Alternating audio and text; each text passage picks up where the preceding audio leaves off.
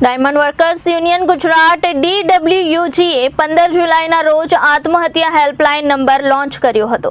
આ હેલ્પલાઇન પર અત્યાર સુધીમાં 1600થી વધુ કોલ્સ આવ્યા છે, જેમાં આ વિસ્તારમાં સક્રિય કારીગરોએ પોતાની દુર્દશા વ્યક્ત કરી છે। યુનિયન દ્વારા શેર કરવામાં આવેલ ડેટામાં આની પુષ્ટિ કરવામાં આવી છે।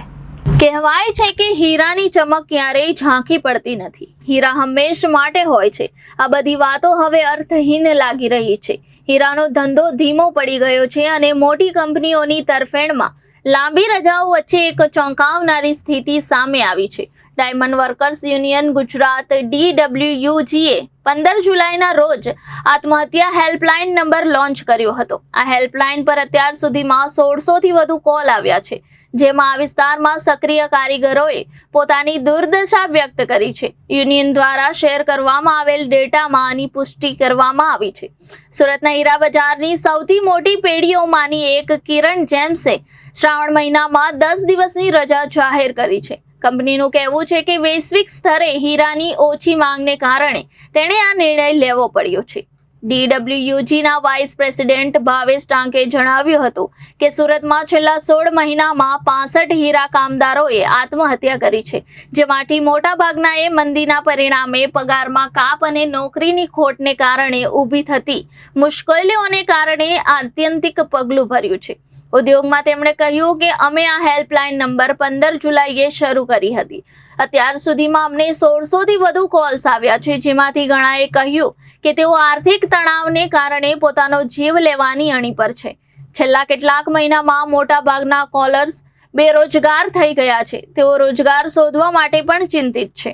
ટાંકે જણાવ્યું હતું કે જે લોકોના પગારમાં 30% સુધીનો ઘટાડો થયો છે, તેઓ તેમના બાળકોની શાળાની ફી, ઘરનું ભાડું, ઘર અને વાહન લોનના માસિક હપ્તા વગેરે ચૂકવવામાં મદદ માંગે છે।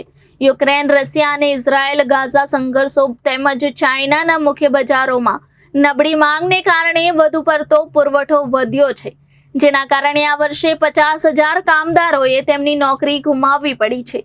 રવિવારે એક કાર્યક્રમમાં સુરતમાં એક યુનિટ ધરાવતી હીરા ઉત્પાદક કંપની ધર્મનંદન ડાયમંડ્સના ચેરપર્સન લાલજી પટેલે દરેક વિદ્યાર્થીને ₹15,000ની નાણાકીય સહાયની જાહેરાત કરી હતી અને પ્રદેશના જરૂરિયાતમંદ પરિવારોને ચેકનું વિતરણ કર્યું હતું।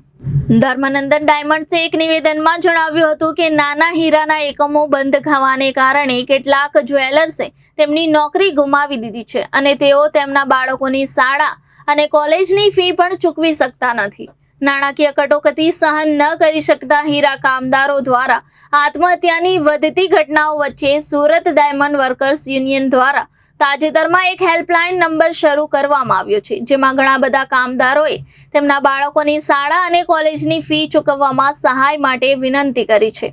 નિવેદનમાં કહેવામાં આવ્યું છે કે આર્થિક સહાયતા મેળવવા માંગતા પરિવારોની આર્થિક સ્થિતિનો સર્વે કર્યા બાદ તેમને શાળાની ફીના ચેક આપવામાં આવ્યા હતા। રવિવારે ચેક વિતરણ કાર્યક્રમનું આયોજન કરવામાં આવ્યું હતું, જેમાં શાળા કોલેજમાં અભ્યાસ કરતા 40 વિદ્યાર્થીઓને શાળાની ફી પેટે ₹15,000ના ચેક આપવામાં આવ્યા હતા। પટેલે જણાવ્યું હતું કે તેમની પેઢી આ પગલું ભરી રહી છે કારણ કે હીરા ઉદ્યોગમાં મંદી છે અને તે સુનિશ્ચિત કરવા માંગે છે કે બાળકોના શિક્ષણને અસર ન થાય। સુરતના ક્ષેત્રના મુખ્ય કેન્દ્રોમાંનું એક છે, જ્યાં વિશ્વના લગભગ 90% રફ હીરાને કાપીને પોલિશ કરવામાં આવે છે। આ કામ 2500થી વધુ એકમોમાં કાર્યરત લગભગ 10 લાખ કામદારો દ્વારા કરવામાં આવે છે। મારું નામ છે Bhavesh Tank, diamond worker union vice president.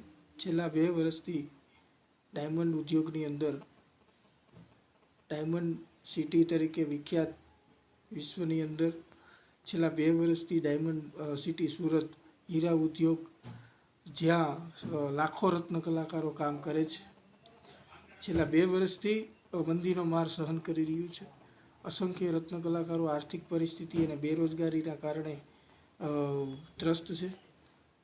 આ બાબતની જાણ અમે ગુજરાત સરકારને પણ કરી હતી, લેબર મિનિસ્ટ્રીને પણ કરી હતી કે ભાઈ આર્થિક પેકેજ જાહેર કરો, રત્નદીપ યોજના જાહેર કરો। 16 મહિનાની અંદર 65 જેટલા રત્ન કલાકારોએ જે સુસાઇડ કર્યા છે માત્ર સુરતમાં, એમના પરિવારને આર્થિક મદદ મળવી જોઈએ। આ બાબતે સરકારે કંઈ નહીં કરતાં ડાયમંડ વર્કર યુનિયન દ્વારા એક અભિયાન શરૂ કરવામાં આવ્યું હતું।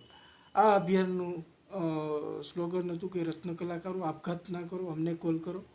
15 જુલાઈએ આ અભિયાનની શરૂઆત કરવામાં આવી હતી અને અભિયાન અત્યાર સુધીની અંદર 1500થી વધારે કોલ આ અભિયાન આ હેલ્પલાઇન નંબર ઉપર આવી ગયા છે. ધર્માનંદ એ કોલ આવતા સાથે જે કંઈ પ્રશ્નો હતા કે બાળકોના શિક્ષણની ફી હોય, લોકોના ભાડા મકાનના ભાડાના EMIની હોય, કોઈ મેડિકલ ઇસ્યુ હોય કે કોઈ અન્ય કારણોથી આર્થિક પરિસ્થિતિનો સામનો કરી રહ્યા હોય, બેરોજગારીના કારણે 4 મહિનાનો પગાર 4 મહિનાથી કામ નથી કરી શકતા. અસંખ્ય સવાલો, અસંખ્ય મુસીબતો અમને આવી હતી અને ત્યારબાદ લાલજી પટેલ જે ધર્માનંદ ડાયમંડના માલિક છે એમના દ્વારા અમને બાહેધરી આપવામાં આવી હતી કે બાળકોના શિક્ષણની ફી અમે ભરીશું. 35 જેટલા બાળકોના શિક્ષણની ફી આ લાલજી પટેલ દ્વારા ભરવામાં આવેલી. તો આ જે અત્યારે મંદીના મારની અંદર ગુજરાતના 25 લાખ રત્ન કલાકારોમાં જે મંદી પ્રસરી રહી છે, આ 25 લાખ રત્ન કલાકારોની અત્યારે સરકારે એની દરકાર લેવી જોઈએ, એમના માટે આર્થિક પેકેજ જાહેર કરવું જોઈએ. જો માલિકો એમની મદદ કરતા હોય તો સરકારે પણ આગળ આવી એની મદદ કરવી જોઈએ, કારણ કે ગુજરાતની અંદર ગુજરાતના રાજકારણનું એપિસેન્ટર આપણે ગણી શકીએ તો સુરત છે. આ સરકારને એનું બોલવું જોઈએ. નમસ્કાર. વિવેક સિંહ, જનાદેશ ન્યૂઝ, સુરત.